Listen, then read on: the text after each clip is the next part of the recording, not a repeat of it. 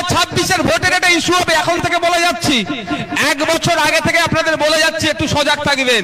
মাদ্রাসা, মসজিদ, ঈদগাহ নাকি সব বিজেপি কেড়ে নিয়ে নেবে, ভোটটা আমাকে দাও, অর্থাৎ কারা বুঝতে পেরেছেন তো, ওরা নাকি বাঁচাবে।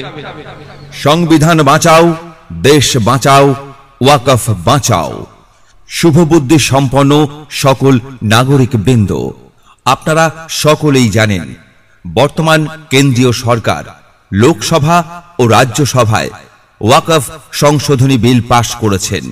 কেন্দ্রীয় সরকারের যথেচ্ছভাবে এই বৈষম্যমূলক ওয়াকফ সংশোধনী বিল বাতিল করার দাবিতে আগামী 14 এপ্রিল 2025 সোমবার ঠিক বেলা 2টায় শিয়ালদা থেকে ধর্মতলা বাবা সাহেব আম্বেদকর মূর্তি পর্যন্ত ইন্ডিয়ান সেকুলার ফ্রন্ট অর্থাৎ আইএসএফ এর আয়োজনে ভাঙড়ের বিধায়ক তথা আইএসএফ এর চেয়ারম্যান পীরজাদা মোহাম্মদ নওশাদ সিদ্দিকী সাহেবের আহ্বানে ওয়াকফ সংশোধনী বিল বাতিল করার দাবিতে ওয়াকফ বাঁচাও মহা মিছিলের আয়োজন করা হয়েছে।